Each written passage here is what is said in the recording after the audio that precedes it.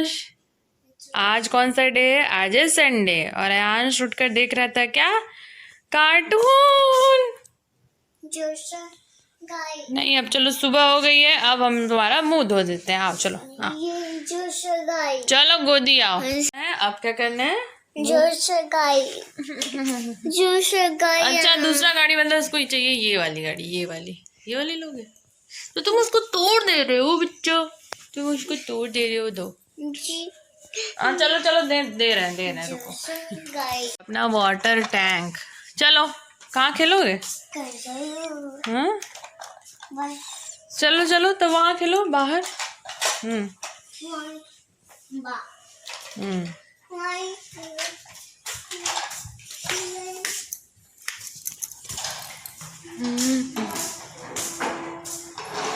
यहाँ पे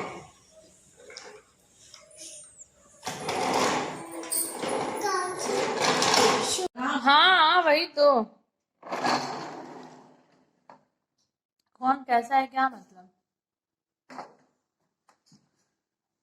सो hey everyone, Ayansh यहाँ पे खेल रहा है अपने खिलौने के साथ जो उसके पापा ने लाकर दिया हुआ था और वो बहुत खुश है इस खिलौने के साथ। और मैं इसको मानती हूँ, मतलब मैं सोचती हूँ कि मतलब जो भी ये खिलौना लेता है ना वो तोड़ देता है, तो मैं सोच रही हूँ कि एक खिलौना रख दूँ और एक खिलौना जो है टूट जाएगा तो फिर दूसरा दूंगी, लेकिन वो दे ही नहीं रहा। और इसका सबसे फेवरेट मुझे लग रहा है ये वाटर टैंक है।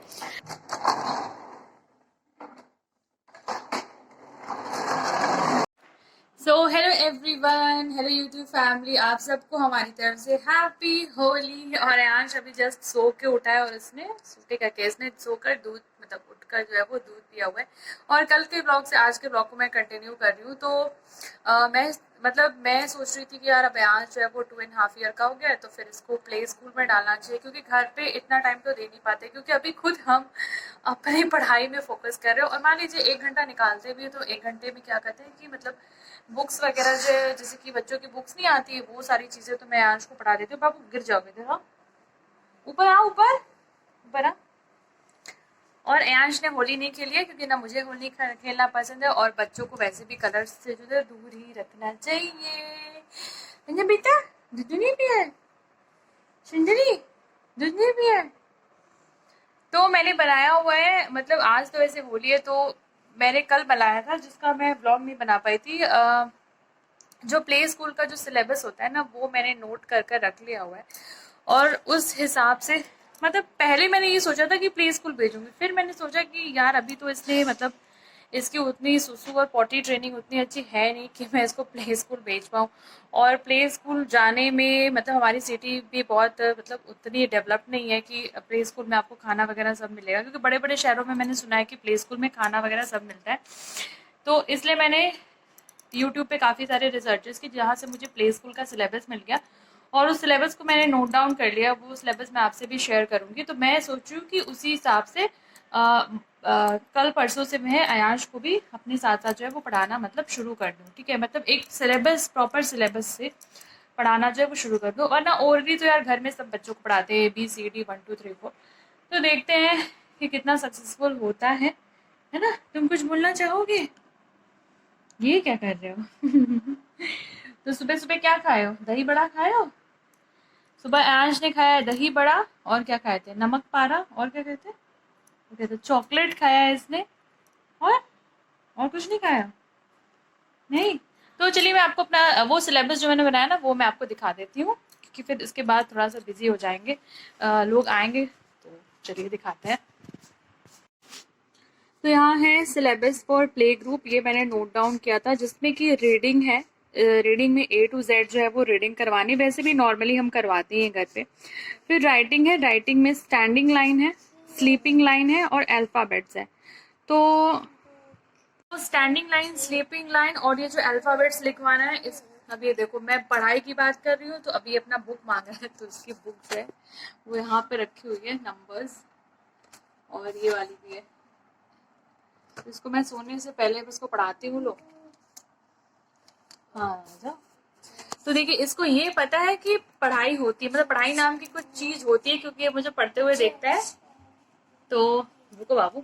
तो जो स्टैंडिंग स्लीपिंग लाइन और अल्फाबेट्स है, तो पता है इससे ना मैंने फ्लिपकार्ट पे देखा हुआ है बहुत सारी बुक्स आती है जिसमें ऑलरेडी डॉट डॉट की तरह बना होता है, तो मैं सोच रही हूँ वही बुक्स मंगवा कर बच्चे को प्रैक्टिस करवाऊँ, या उस पर करवाऊंगी या फिर उसको कोई कॉपी, कॉपी पे तो नहीं कर पाएगा, स्लेट जो है उस पर कराने की सोच रही हूँ।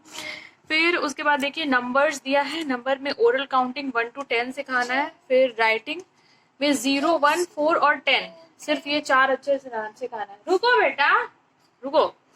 फिर अगला है कन्वर्सेशन, तो कन्वर्सेशन में बच्चे को हमें सिखाना है good manners, recognition, general objects जो होते हैं घर में, जैसे कि ये क्या है, ठीक है, मतलब ये क्या है, ये बुक है, ये क्या है, घड़ी है, तो ये सारी चीजें जो है वो सिखानी होगी।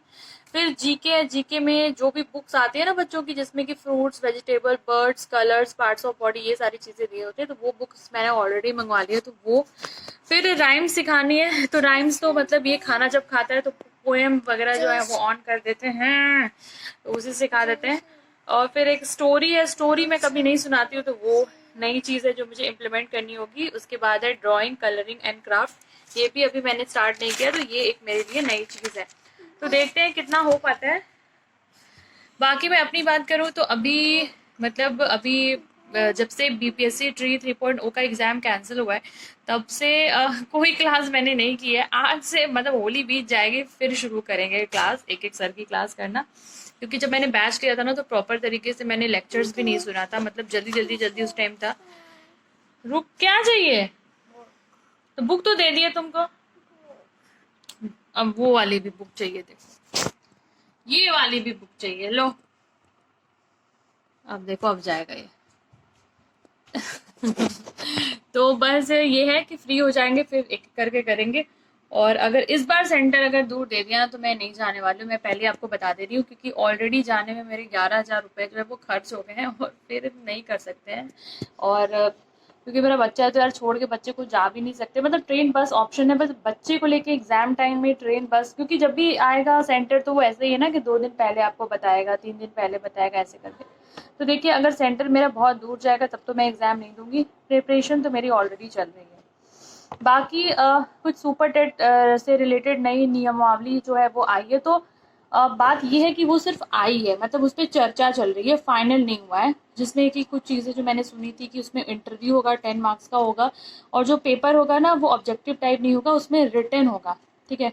तो मुझे ये सारी चीज़ें सुनकर यही लग रहा है कि दिन पे दिन नौकरी पाना कितना मुश्किल हो गया है, और जिसको नौकरी मिल गई है तो सच में वो आज के ज़माने में बहुत ही खुशकिस्मत इंसान है, मेरा यही मानना है, ठीक है।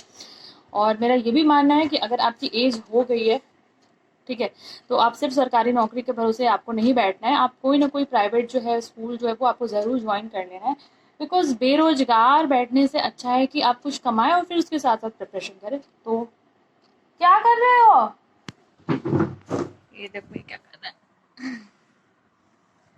तो चलिए, मुझे लग रहा है आयांश को लगा है सुसु, अरे सुसु लगा है, मैं इसको सुसु करा के फिर देखती हूँ ब्लॉग कंटिन्यू कर पाती हूँ कि नहीं।